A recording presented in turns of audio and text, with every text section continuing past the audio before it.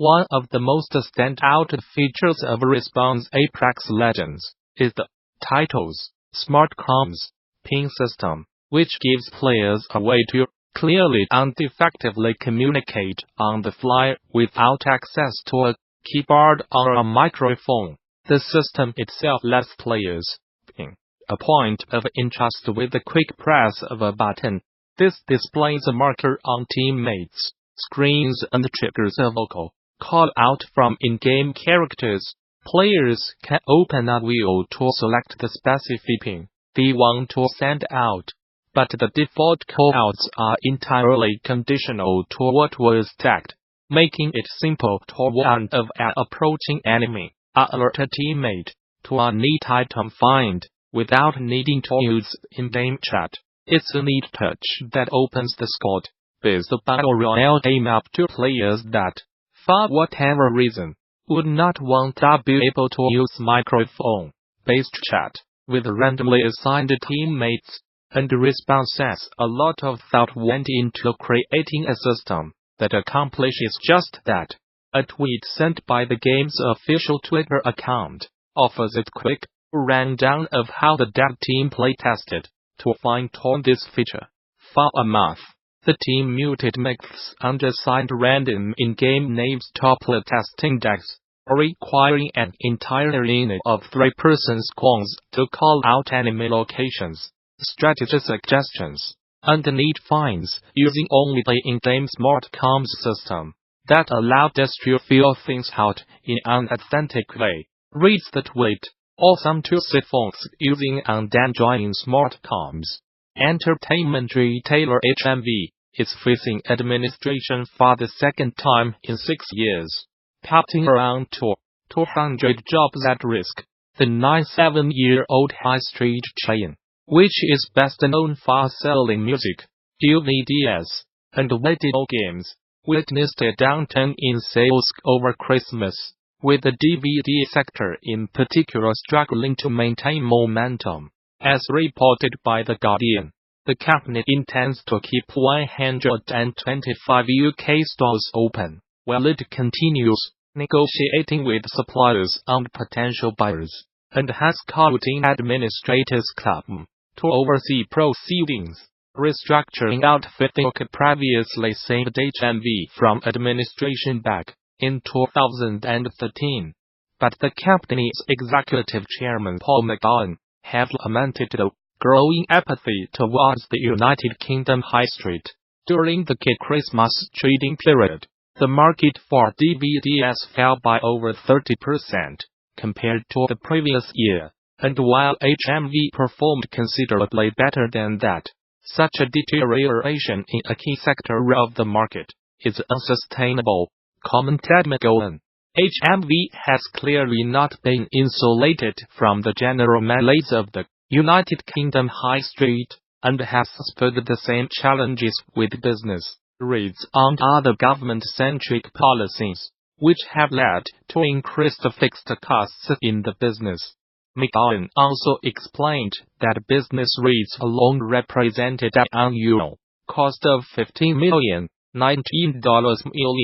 and said the firm simply could not withstand the tsunami of challenges facing United Kingdom retailers over the past 12 months. Indeed, it's been a rocky year at the British high street, with the rise of online mega stores like Amazon and shifting consumer habits towards streaming services like Netflix and Spotify, creating a hostile environment for retail chains. Back in March, retail giant Toys R Us shuttered all of its stores in the United Kingdom, while video game seller Granger Games also closed all 67 of its United Kingdom stores due to a critical financial situation. Josh Schaefer examines his personal journey through the development of At the Gates.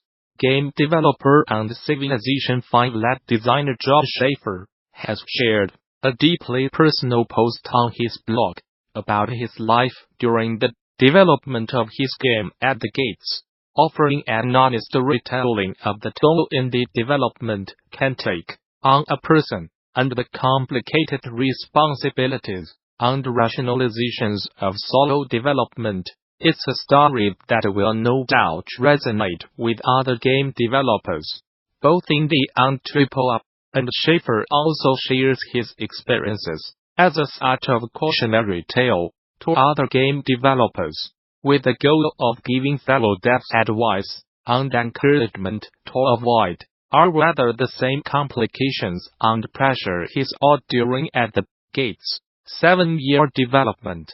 But in addition to a harrowing retelling of those darkest and most difficult moments, Schaefer shares how he worked to turn his life around.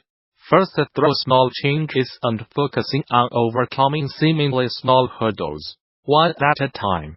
And while we often hear about stories of burnout, rarely are those made totally real for us. It's always something at a distance, something impersonal, shares Schaefer.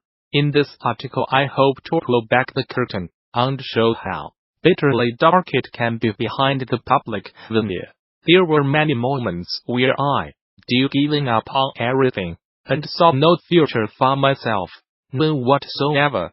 I am thankful now that I did not give up, because I came very close. If history had taken a different turn some 16 years ago, an entire generation of ragamuffins might be grown up playing Diablo on their Game Boys. You see, way before smartphones ruled the world, one Blizzard North programmer, called Jonathan Morin, began to wonder what the franchise might look like on the small screen.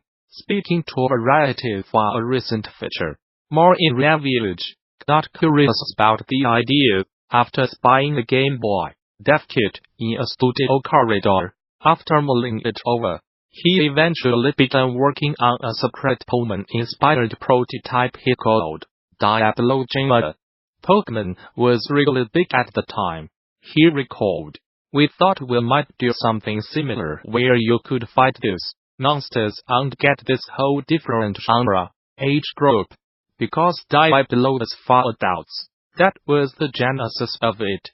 After around 6 months of covert development, he eventually got a demo running on the original Game Boy, and had enough in place to show a character walking around the world. In terms of the gameplay, Morin's small team were debating whether to try and preserve the series' signature hack and slash elements, or follow in Pokemon's footsteps, and take a turn-based approach. Unfortunately though, they never got any further than that. Managerial changes and new owners killed the project before it did even begun to truly take shape. But with the launch of Diablo Immortal, the franchise's smartphone debut imminent, Morin was probably ahead of the curve. Those interested in learning more about Diablo JR should head on over to Variety for the full story. As we prepare for the 2019 Game Developers Conference in San Francisco next month, organizers are excited to once again partner with the Indie Giving charity to donate 30 BD Indie Game Summer tickets to the 2019 Indie Giving Initiative, with the proceeds and volunteering time going to local San Francisco homeless charities.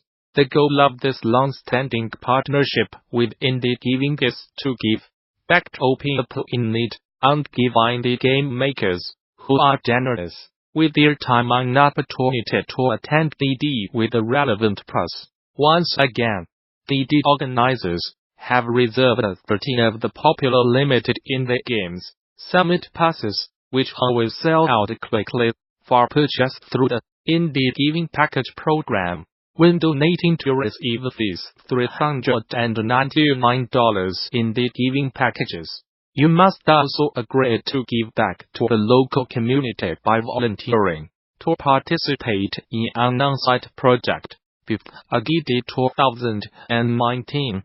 Here's how it works. Everyone who signs up for Indie Giving package will meet ahead of the D 2019 topic in together on a humanitarian service project in the Bay Area. This year, you will be volunteering with the local San Francisco charity that deals with homelessness, and all of the profits from these ticket sales will go to homeless, inequality-focused charities in the area. Those who participate after purchasing an indie giving package get transportation and lunch on that volunteering day, and other perks to come. Indie giving package buyers will also get a pass to attend the Independent Game Summit March 18th and 19th that they did 2019, making this charitable program a great way to can get this very in-demand percentile back to the community. With that in mind, DD would like to thank indie giving sponsors for lending hands for putting together this worthy program. To participate, head over to your indie giving website, as supplies are limited. For more details on NGDC 2019, visit the show's official website, or subscribe to regular updates via Facebook, Twitter, or